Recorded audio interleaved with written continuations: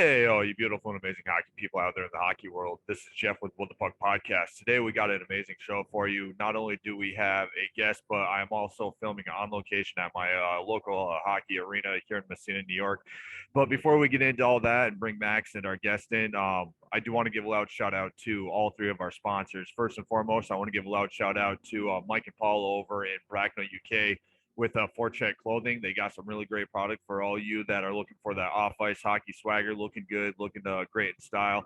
So make sure you check them out. You can find them on Facebook at Forecheck Clothing. You can also find them on Instagram at forecheck_clothing, and you can also find them at www.forecheck.co.uk. So make sure you give them a loud shout out.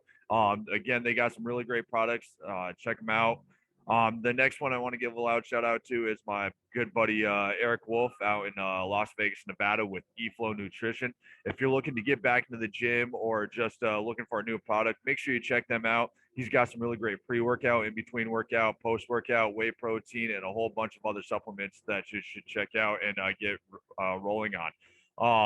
You can find them all over social media on TikTok, Instagram, Twitter, and Facebook, and possibly WhatsApp. But definitely check them out. You can also find them online at www.eflownutrition.com. When you go to check out, make sure you use our promo code WTP2021 and it'll save you a nice little discount. I know they are having some really great sales right now as well too. So on to our last sponsor, another good buddy of mine, Mike out of Swindon, UK. He's got a really great product for all you that are into the old school hockey style, pirate looking, and also tattoo Sailor Jerry type of stuff. He's got some amazing artwork that he does on his t-shirts. He's also got hoodies, pants, hats, beanies, bobble hats. So make sure you check them out. Another great guy, another great company. You can find him on Facebook at Hockey Art Clothing Company. You can also find him on Twitter and Instagram at Hockey Art Co. Same hashtag on both Instagram and Twitter. You can also find them on Spaces as well as on the internet at www.hockeyartcompany or hockeyartclothing.co.uk. Make sure you check all these guys out. All good friends of mine. I've played hockey with a few of them, and I grew up with Eric for a few years. So make sure you definitely check them out. So as far as us here at What the Puck Podcast, you can find us on Facebook, Instagram, TikTok, and Twitter. Just type in the search engine What the Puck and we'll be one of the first ones that pop up. So now on to our show. First, I'm going to bring in Max. How you doing, mate? I'm pretty good, man. I'm pretty good. Good. Oof. I'm not sure when. All right, folks. So as I was saying, we are coming, or I'm recording from my local hockey arena here in my small town. Max is joining us. How you doing, Max? I'm doing pretty good. A bit of a long weekend, but we can get into that a little bit later on. Yes, we'll definitely get into that. We got to kind of keep it PG-13 right now since I got a bunch of kids around me at the hockey arena, and the parents are sitting side by side just below me. So I'm pretty sure they can hear every word coming out of my mouth. So it's a rare occasion that you hear me being PG. But let's get on to why we're actually here today. We've been trying to set this up for the last couple of weeks and hit or miss. Last week we were supposed to have this guest on. I had one of those migraines that you can never tell which end it was going to end up on. But this guy's a really great organist. He's also a part DJ, if I'm correct. It's one of the very few organ players that you have in the AHL right now, let alone the AHL, the whole entire hockey league, to include AHL, CHL, SPHL, NHL even. So let me say thank you and take the floor, Jason. Hey guys, thanks so much for having me, man. I'm really excited to be on the podcast and to have a conversation with you guys. So thanks a lot. Oh, no worries. So go ahead and explain what you do for the team. I know we kind of briefed it a little bit, but I'll let you take the floor. It's all yours, and then we'll just go into a few other things. Well, again, I perform under the name GreazyKeyz. I'm the organist for the Charlotte Checkers hockey team. during the winter months, and then in the springtime, I'm the organist for the Kannapolis Cannonballers baseball team. So okay. kind of a full-time year-round sports organist, which is kind of fun.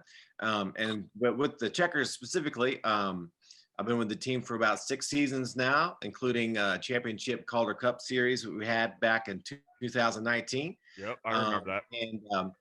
And a lot of folks think I might be a DJ, but in fact, I'm strictly just an organist there at the team. Oh, wow. So, which, is all good. We play a lot of music there, both in and around the arena. So it's an easy mistake to make. And I never have a problem letting folks know. I could DJ. Simple as pressing a button, but no, I'm just strictly just an organist. And in a lot of ways, sort of, it's, I don't want to say competing, but I kind of, sort of see myself as, not against the DJ, but sort of a rivalry with the DJ to see who gets more airtime. So yeah, I see it as an inspiration and a challenge to sort of meet, because with DJ music, you have all levels of energy that you can push, and with an organ, there, it feels like it can cap out, but I try to push it along with song selection and using drum beats and things like that to sort of enhance what I'm doing. So I see it as a challenge to sort of to rise up to be like the DJ. So I've been going to the Clarkson games. I'm sure you've heard of University of Clarkson, especially their women's hockey team. So I've been going to the games this past season, and last night's the first time I've ever heard the people playing the music upstairs. Yeah. And then the band downstairs competing against each other. Like one will go louder, and in the end, you always know that it's going to be the people upstairs because they got the volume button versus the band. But so you brought up the Calder Cup. Other than that year, what are some of your more memorable years with the actual Checkers? Or did you have a question, Max? Hello? No, sorry, you just cutting out on my end a little bit. Go ahead with your question again. Sorry, man. Oh, my apologies. So that was a great year with the Checkers. When they won the cup, Ned, who had an amazing year. We'll not really talk about his season this year, especially after last week's self goal. But what are some of the other memorable stuff that you've taken out of the Checkers organization over the last few years? Well, all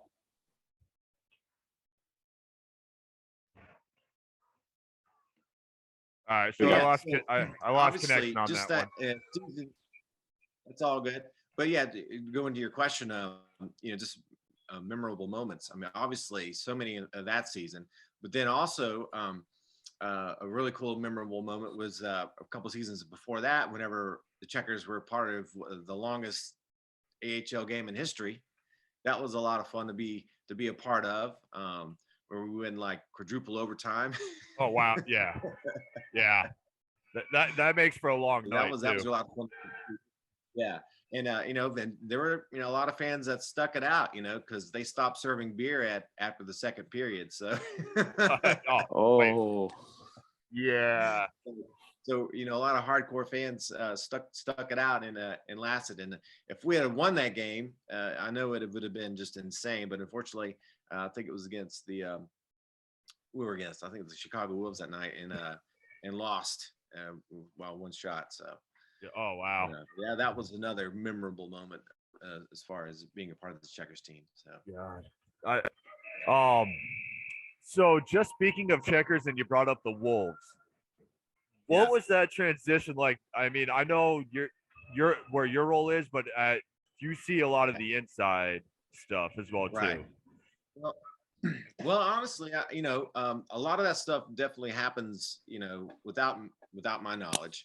And when I finally first heard about it, it was honestly, I was pretty shocked to hear that the Hurricanes and the Checkers had parted ways, because the idea of, having the Carolina hockey, really solidified a lot of hockey fans in North Carolina, and who are fans for the Canes and for the Checkers. So, It's been bittersweet this past season. I mean, the guys, the team that they've brought in, we're now affiliated with not only the Florida Panthers, but also for one season with the Seattle Kraken.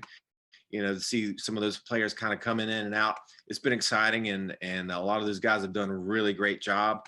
But it's been a challenge to really kind of follow along and really get to know guys like we did in the years past, particularly Calder Cup team that, I feel like I got to know a lot of the guys on a first name basis, and just to watch them play and interact together was really amazing. So it's been a challenge on that front, to kind of, reconnect with the team as far as the players are concerned, and kind of, get familiar with everybody.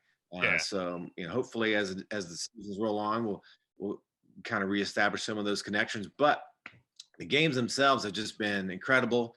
The fans have just been really, really hyped, really excited, especially since COVID has sort of passed, and fans are allowed in, and now mask mandates are gone. So it's really awesome to have what it feels like normal. Was as far as attendance and interaction with the fans, and having a great time at the hockey game. So just that alone, I think, makes up for a lot of the loss or the bitterness with the Hurricanes and the Checkers. But I don't really have a whole lot of insight on who what call or what made that happen. But it's a business. Yeah, exactly. It's a business, right? And I'm sure, bottom line, one executive or another, decided it was more profitable to go one way or the other. Now, have you guys gained more fans now that you're Florida / Seattle? I think in a lot of ways we have. I think it's sort of broadened the fan base in a way.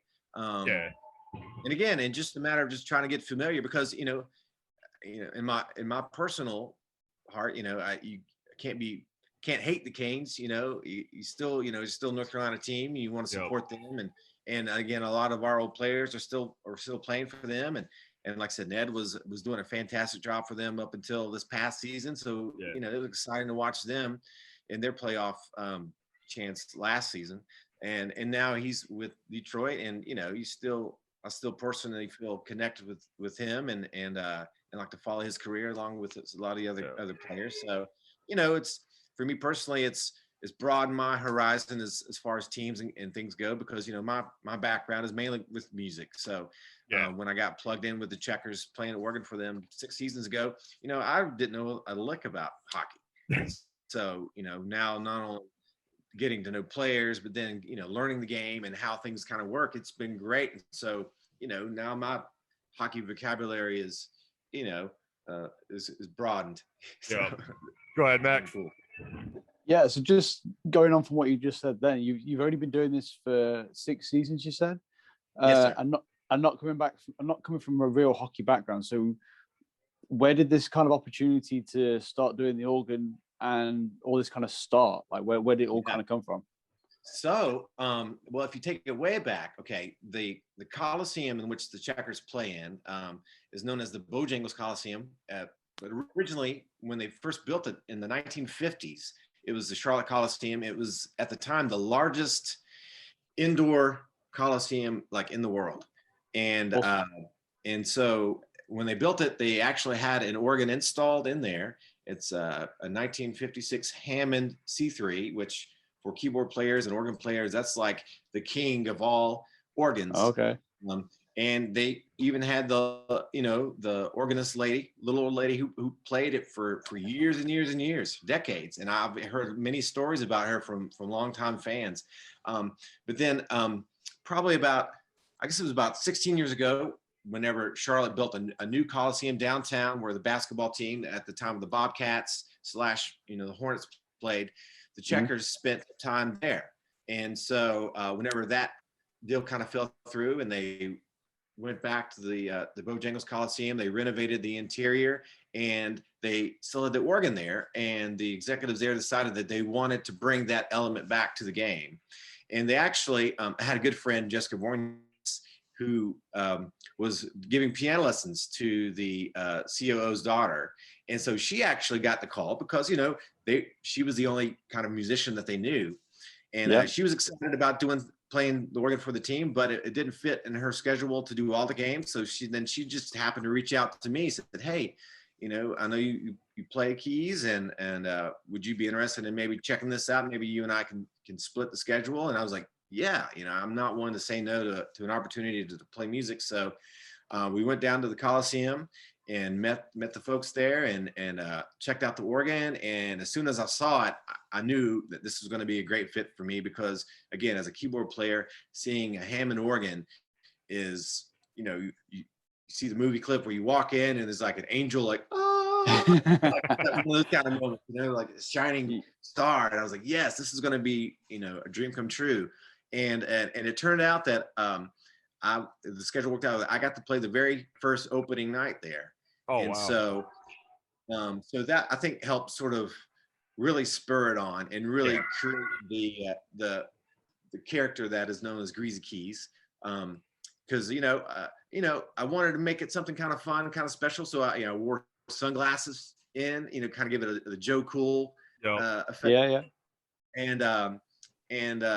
And started digging in and starting to use some of my my experience with playing different gigs and knowing songs that I know people would connect with immediately, and try to get a vibe. And it just hit off right away. Like I remember at one moment I was playing for a moment, a very first game playing, and the camera panned over me real quick as I finished, and I just happened to throw my hand up like this, and the entire Coliseum went crazy. And that's when I knew that was it for me. I'm gonna do this gig for as long as they'll have me. And awesome. So that first season was a lot of fun. Played about half the games. Second season, my good friend Jessica was like, you know what? This seems to be more your bag, so why don't you just do this, and I'll step back. So from second season on, I've taken it on full time, and I'm playing most of the home games that I can make. I take a couple of them off for family events and things that happen, especially around Christmas time and whatever. But it's just been amazing. The fans have just been so welcoming.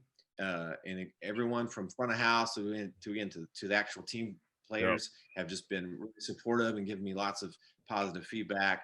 And now I've got to the point where, you know, they'll have especially jerseys with my name on the back that they help auction off with other teams that, you know, people are paying a lot of money for. And so that feel really good. You know, it's really awesome to be a part of such an incredible community. You know, hockey fans are some of the most diehard sports fans I've ever met. And when they like something, they go hard for it. And I really appreciate the love and the support that they've given me, you know, not only just being there to play, but then, you know, I'm able to sell t-shirts, you know, I'm able to give out stickers to kids, you know, to kind of, you know, growing a brand, something that I've never really could have imagined as being, you know, just your everyday run-of-the-mill musician. You know, I've had lots of opportunity to play, travel, do things, playing music, but to have the gig where I'm going to sit down and I'm going to be the only musician among a few thousand people, you know, you don't really have that opportunity much as, you know, as a working musician until you get to like a certain level of celebrity or whatever. So where did the nickname GreazyKeyz come from? Not having the background in. Oh, sorry, bro. Go ahead, Max. So not having the. Yeah, cool, man. So not having the full background in hockey and stuff. What did you pick up? Like, who kind of taught you the game? Did you kind of pick it up from fans? Did you pick it up from the team? Like, where did that come from? Fortunately, within our organization, with our game operations staff, we have a director and someone who kind of calls the game. You know, so you know, whenever there's not gameplay, we have a script of different announcements and different things that go on, sort of And fortunately, I'm on a headset, and our director is really knowledgeable about the game, and so he's literally making comments and kind of calling things as the game's going on. So that helped me learn a lot of things, from, you know, what icing means to like different calls and different, you know, what different errors and things like that. So I'm still learning. 6 years in, I still feel like there's a lot to learn.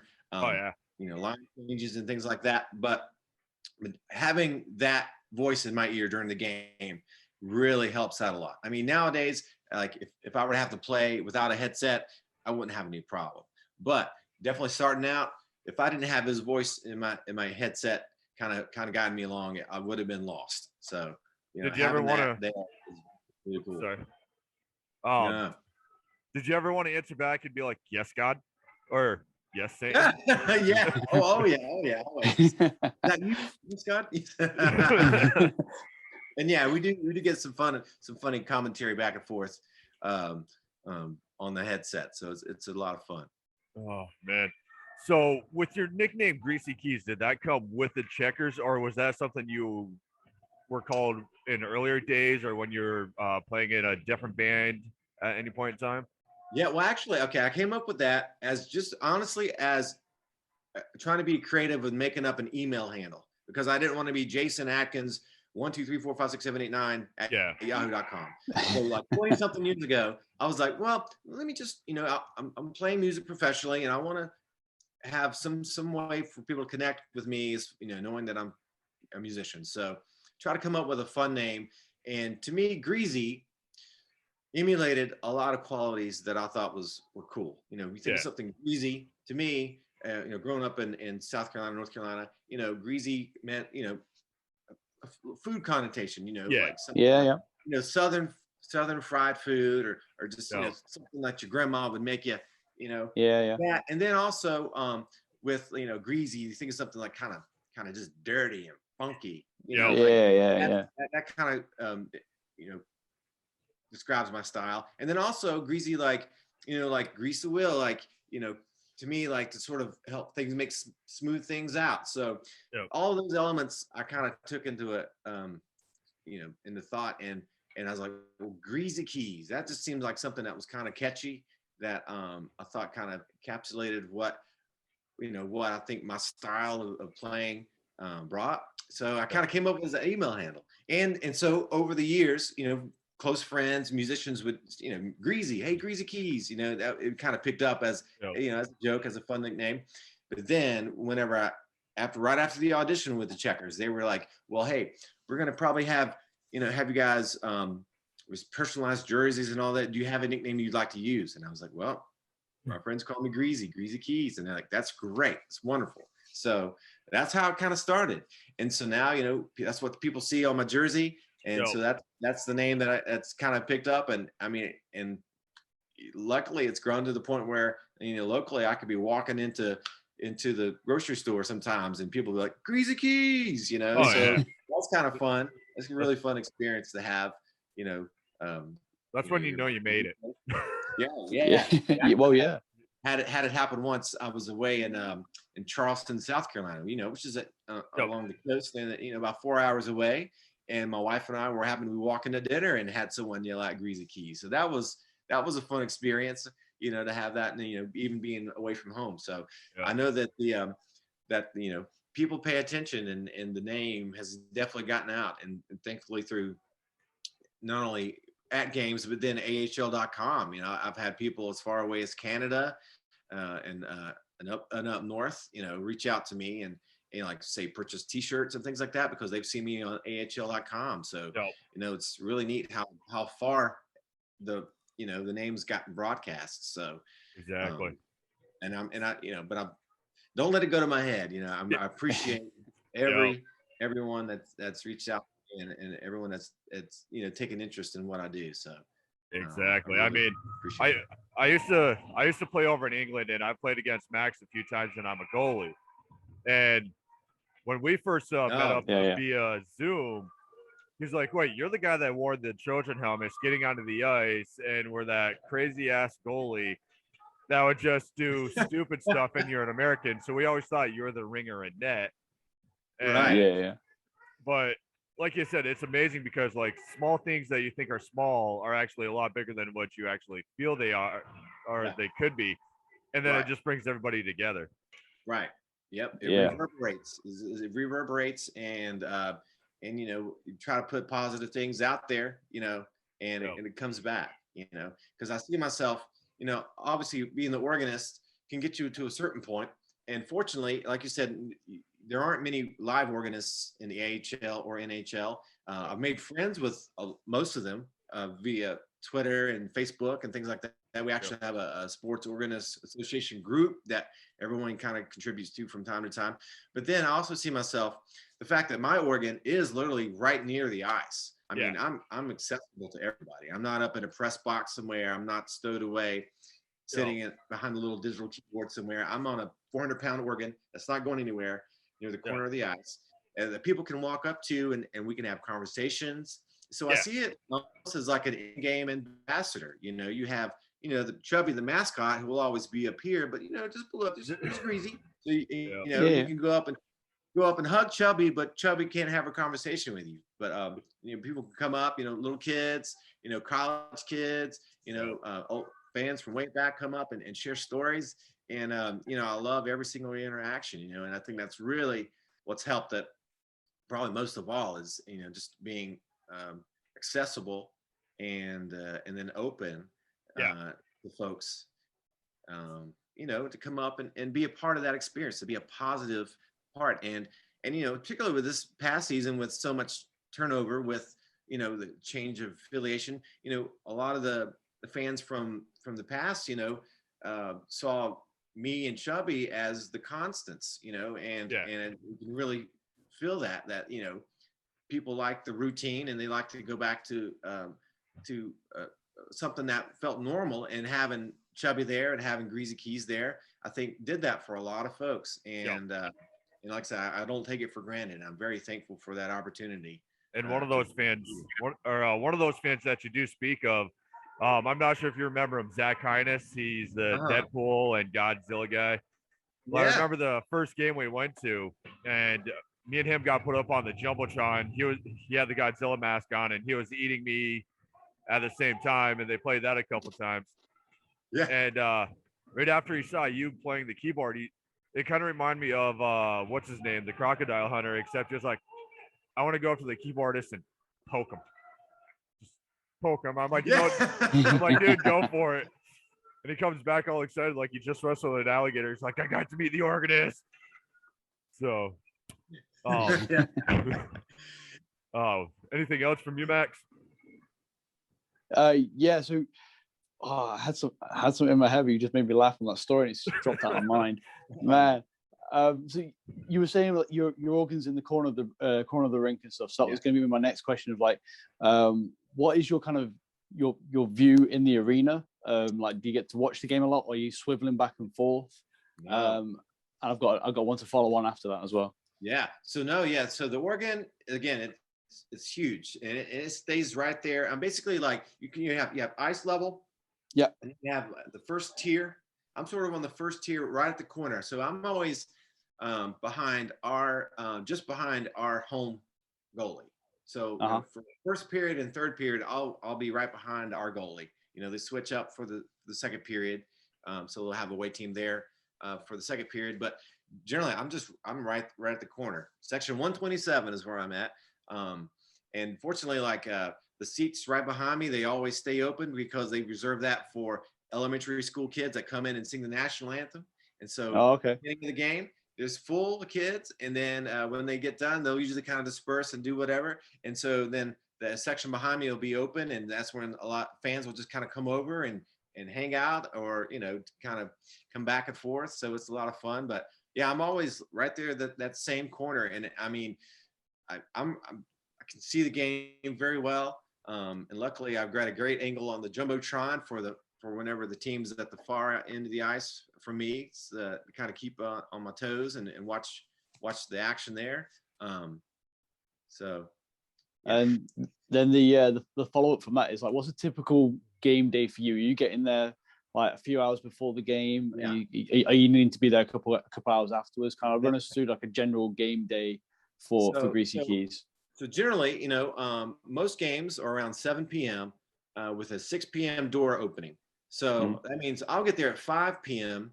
and have a production team meeting to kind of go over the script for the day. Again, for mostly that's just for what's happening in between gameplay. anytime there's stoppage in the game, there's always something else to have everyone's attention. So we kind of go through that and determine, if it's going to be with the organ or again with the DJ or and this or that, or if there's going to be special guests or things like that. So 5 p.m. to like 5:15, first meeting, and then I go over to the organ and kind of get everything set up. I got a routine of powering the organ up and making sure everything tests out right, and hooking up my drum machine and making sure everything's good. And then it's just a matter of, okay, what songs do I want to play? Because when doors open at 6 p.m. and people start kind of trickling in, I get to just go play. So I'll play from doors open until warm-ups. And so then it becomes like, well, what do I feel like today? And I'll play everything from, from the Beatles to like maybe some modern rock, or maybe a little some fun hip hop, just whatever I'm kind of feeling for the day, or maybe just freestyle. Just kind of jam. Not to interrupt, so in about 5 seconds, you're going to hear a very familiar noise, and it's going to be really loud. So go ahead and. No problem. End of the period. Is he still there? Yeah, we're there. All right. So I just didn't want that so doors open. Oh, go ahead. No worries. All right, you're good to go. So doors open and I'm playing. So I get to play for like 20, 30 minutes. And then warm up start. And then I have a little bit of break. The guys will come out and warm up for 20 minutes. And then as we kind of creep into the national anthem and really the beginning of the game, then everything kind of transitions to, I got to be prepared with things to play just in the short little spurts again, because whenever there's not gameplay, there's always some sort of announcement or some sort of commercial or something else going on. And then there's actually a little free moments where like, okay, Greasy, we need you to really hype the crowd. And then that's where, I'll get into playing some fun chants or some fun, some fun hooks of songs that people will be like, oh yeah, I know what that is. Maybe some old school Metallica, or like some Dr. Dre or something like that, or maybe some fun new hip song that the kids love. I'll have loving it. Kids come up, and it's great because and then they'll actually feature me on the Jumbotron for my Twitter and say, hey, make a song request. So then I'll be checking my Twitter feed throughout the game, and folks make requests, and so I'll try to squeeze those in as well. To try to which keeps me on my toes, where I don't feel like I'm getting bored in a rut, and keeps me learning new songs and keeps me, interactive. Live part of the game that people can interact with and have fun with, and it not feel stagnant. So go ahead, Jeff. Go ahead. Our apologies, James or Jason. Wow, it's been a long day already. I've been out of the hockey rink since like 11:30, I think. No, maybe earlier. I don't know. Lost track when I woke up. What's your favorite song to play on the keyboard and your least favorite? I mean, the organ. Wow, like I said, long day.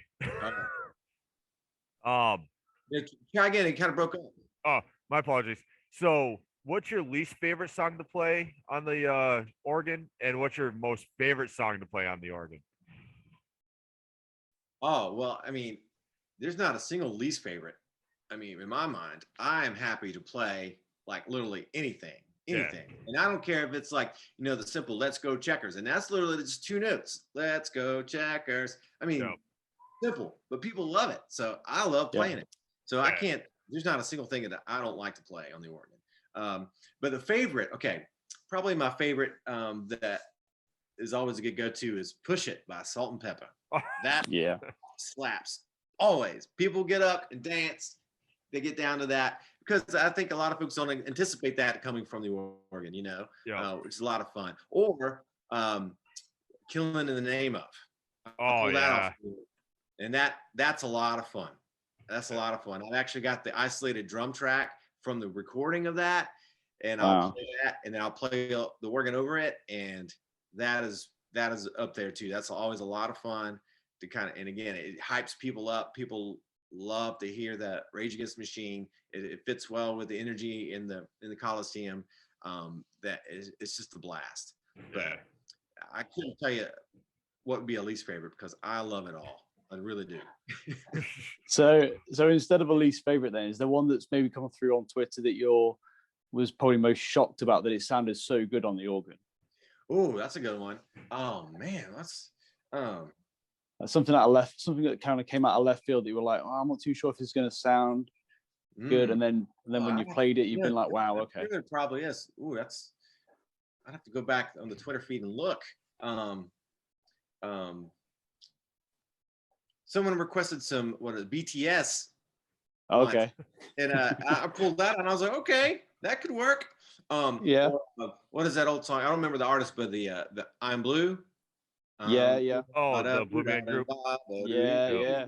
That was fun. And that's become part of my regular repertoire because again, that's one that I never would have thought of.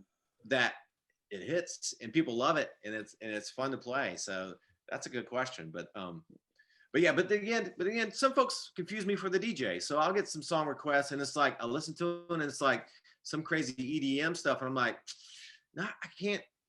Yeah, I haven't got 7 hands. I'll relay it on to the DJ. I'll relay it on to the. I said, hey, I've got a request for this song, but there's no way I can pull it off. Can you do it? So I'll interact with them that way and try to make it happen for fans because I don't want to disappoint anybody.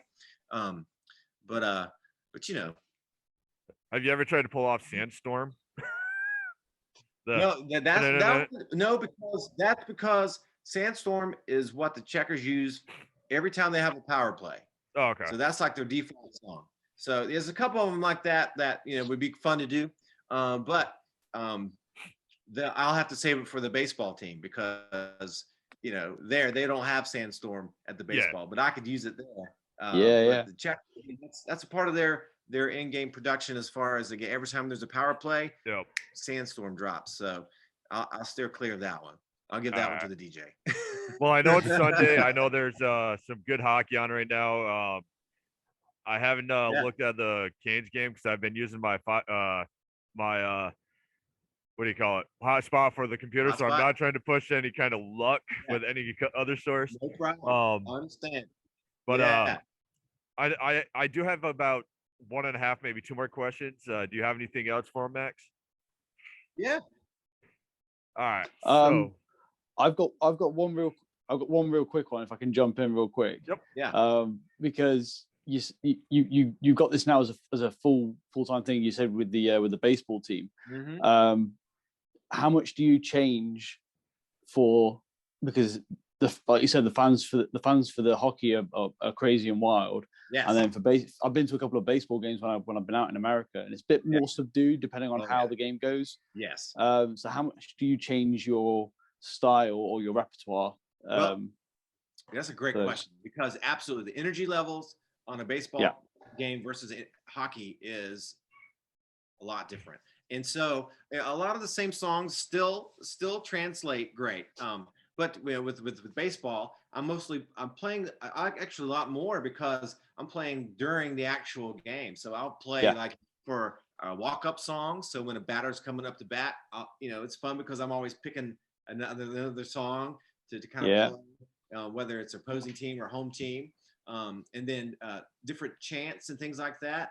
But the pace of the baseball is obviously much more drawn out, can be a lot longer than your average hockey game. So, but I mean, they're both really, really cool in a lot of the different ways because unfortunately where I'm playing at, the Kannapolis Cannonballers, which Kannapolis is a small town just north of Charlotte. And they have, I'm playing for it's a single A affiliate from the White Sox. They're Kannapolis Cannonballers. Oh, okay. But they have me set out on the concourse as well. So I'm very accessible there as well for fans. So again, I get a lot of fan interaction and there's a lot of crossover fans. So I'll have people from Charlotte coming to Kannapolis going, man, I can't wait till we're back with the Checkers this season. And I have Kannapolis coming here during the hockey games going, man, I can't wait till we're back at the baseball field. So that's been really cool. Again, to kind of grow the brand. It's like now I've become a regional guy. Within the area, and so it's a lot of fun. It's just, I mean, it's something I never would have imagined as just, going out on my own and playing. I was like, I love to play the keyboards. I want to be a musician. I'm going to make this work. To land being a sports organist, I never would have imagined that. but just thankful for the opportunity and couldn't possibly have passed it up. Exactly. But yeah, the baseball, it's different. It's totally different, and it's but a lot of it does translate over. The same thing. One season I had an opportunity to play the organ for the Charlotte Hornets Basketball. Charlotte Hornets basketball team. Yeah. About 3 or 4 years ago, they had a throwback season where they were celebrating 30 years of basketball. And so once a month, they had throwback games where they had like throwback jerseys and throwback old Hugo mascot. And so they wanted to incorporate having an organ there. And so that was a lot of fun too. And again, and that was more, I was more focused on playing more modern songs and more hip hop and more in that vibe. To sort of help hype the fans, and they loved it, and I wish that they would bring that back, but that's obviously not part of their niche as far as their production is concerned. But again, that was cool because that again, it was totally different. Like I played every time the Hornets got the ball. So here I was at the time we had Kimball Walker and Tony Parker and all these other killer players, and so it was a neat to sort of play underneath while these guys or the ball or shooting the ball and kind of play off of that. That was also a really cool experience to be a part of. So whenever I think of hockey Organist, and I know I'm sure you get this all the time, but slap shot. I mean, it's just the only thing you can think of. Lady of Spain, of course. Yeah. So absolutely. And actually, I heard the gentleman who was in the movie Slapshot is now hired as the organist for the Kraken. Yep. So I thought that was nice. And he still wears the hockey my helmet understanding too. is he really got the organ. Yeah. So the last two questions. Really but yeah, Lady of Spain. Yes, sir. Oh yeah. All right. So the last two questions. I do apologize. My connection keeps on going in and out, kind of like my sex life. he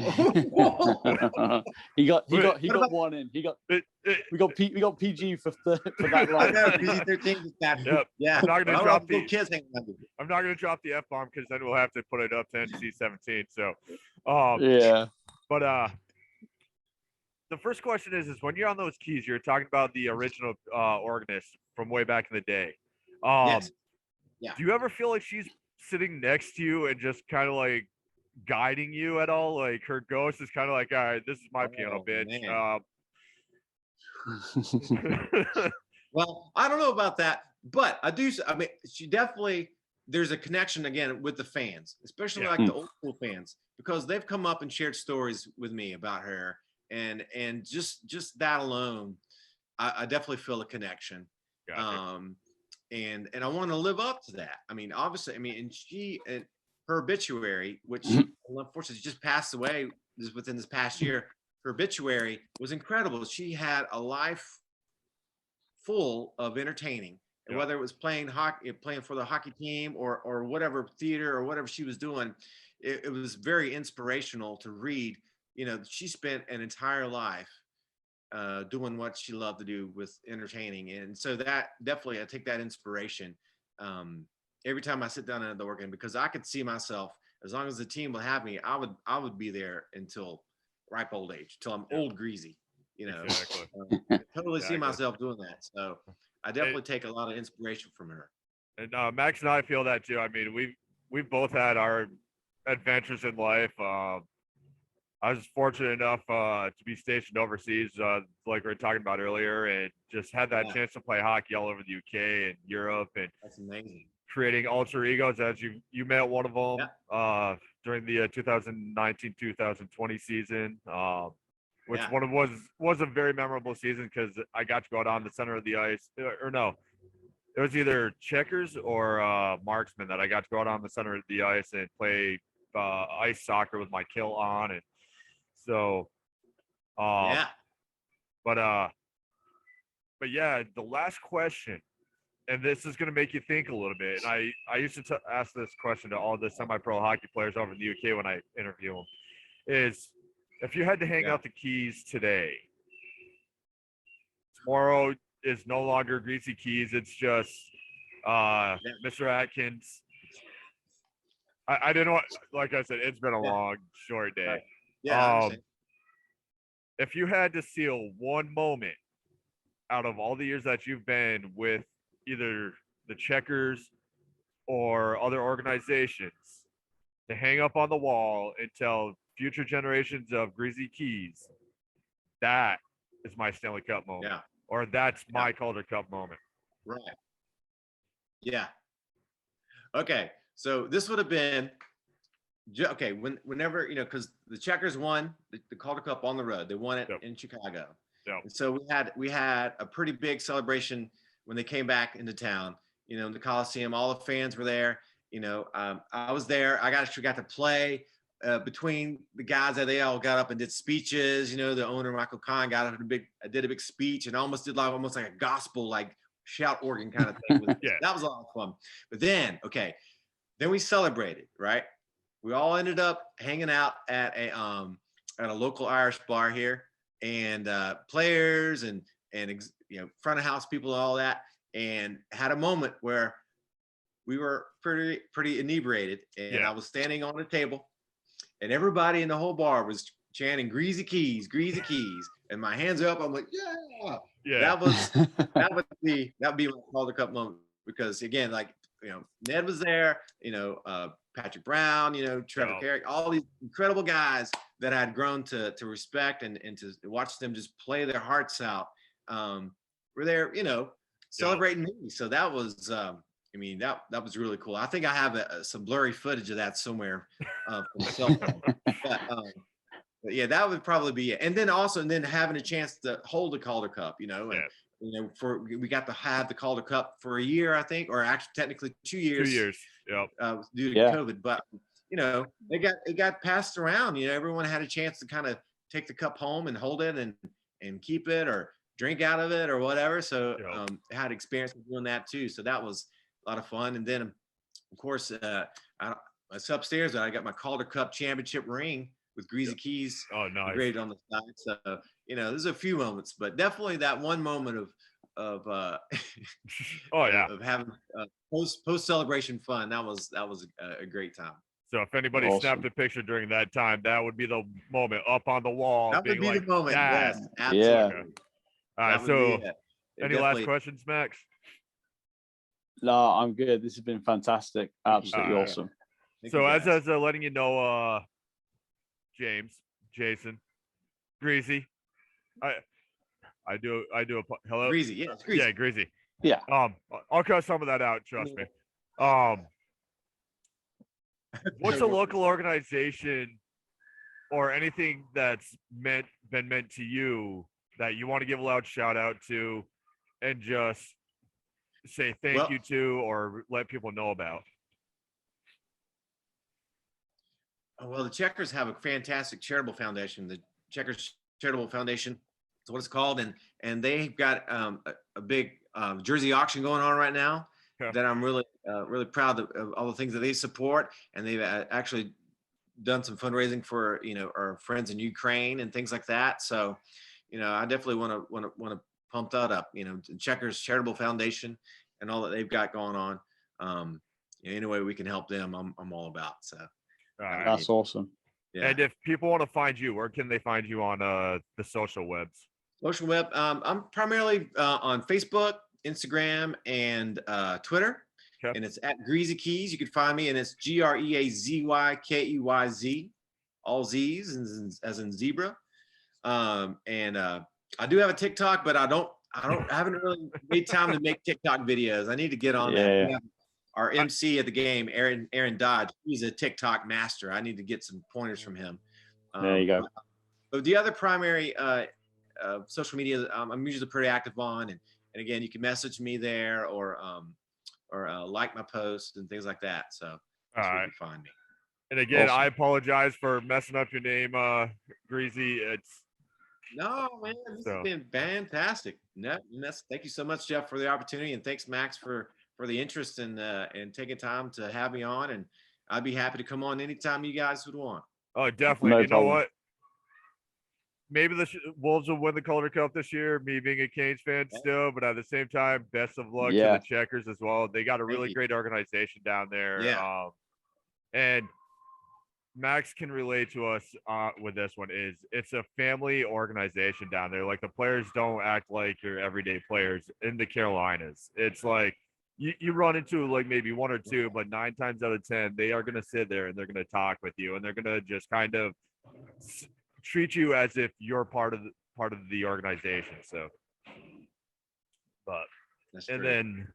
then for everybody else, Max and I are going to be recording another show after this, so make sure you check this show out as well as our next show this coming up this week. So you're looking at 2 shows, folks. So again, many thanks to you, GreazyKeyz. Any last oh, you're welcome. Any last words from you, Max? No, like I say, it's been awesome. And just talking to Greasy, I think I'm going to have to start following the checkers now. It's another jersey I've got to put into the collection. Yeah. And I think it's got to be the one with Greasy on the back of it. So I'm going to have to find my way into getting hold of one of them or something. I would be thrilled. I would be thrilled for that to reach you there in the UK. That would be amazing. Awesome, my friend. All right, folks. So this is Jeff, and this is Max. And we want to say thank you to GreazyKeyz. Awesome. So I'm not going to do my normal closeout, folks. So make sure if you want to get any kind of deals from my buddy's workout company, you better follow the next podcast, because I ain't going to do an opening to that one either. So you better pay attention. So until next time, this is What the Puck Podcast.